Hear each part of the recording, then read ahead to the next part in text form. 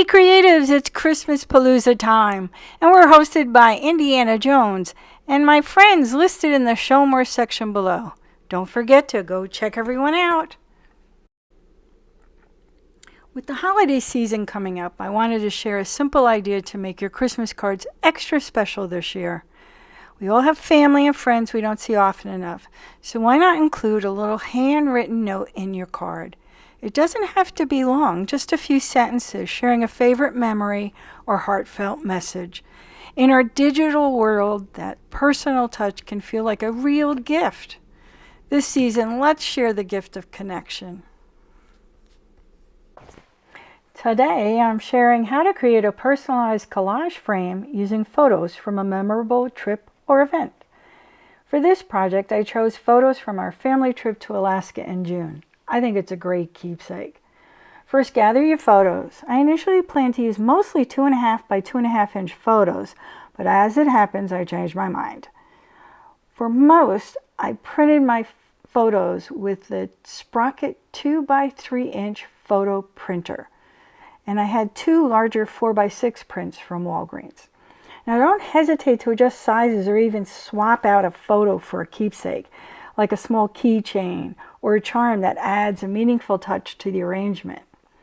Now here you can see I'm using the cardstock to sort of plan out what I might use. And I'm using the sizes I'm thinking I'm going to do, but of course, as you know, I changed my mind. Once you have your items, the next step is framing each with decorative paper.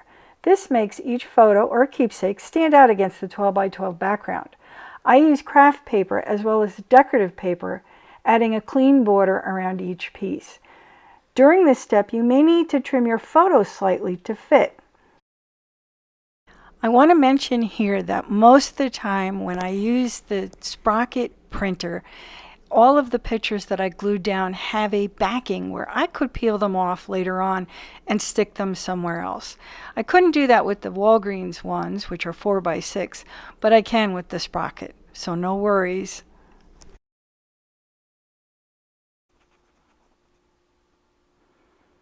So now, after all the trimming and framing is done, we're going to arrange the photos and the keepsake on the 12 by 12 decorative paper backdrop. The background ties the collage together, adding a cohesive look. You can try different layouts, perhaps a 4 by 4 in the center or 2 by 4s as focal points. You move your pictures around until it gives you something that you're happy with and that feels right.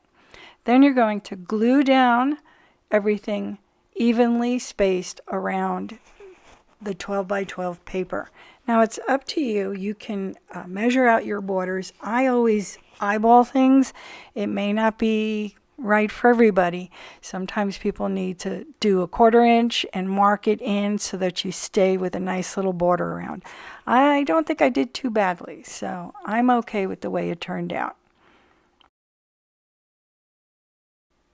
Okay, so once everything is done and you are happy with the way it looks, now it's time to get your 12 by 12 inch frame.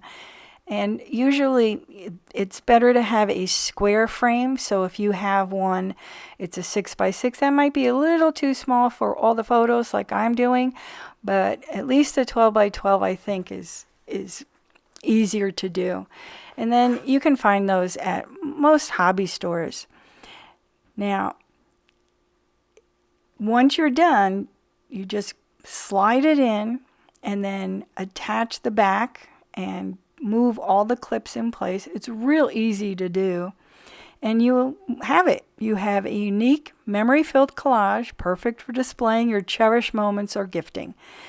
If you include some mementos alongside the photos, I bet it makes it really even more personable. And there it is. And I think it turned out really good. So just a reminder to check out everybody in the Show More section. Give them all some love. How about a comment? Like and subscribe if you haven't. It doesn't hurt anybody. It actually helps us. It gives us encouragement, and it tells the algorithm that we're not so bad people. Also, I'd like to thank Indiana Jones for being our host today, and I look forward to seeing everyone else's ideas for Christmas. I hope that you've enjoyed this and that I'll see you tomorrow.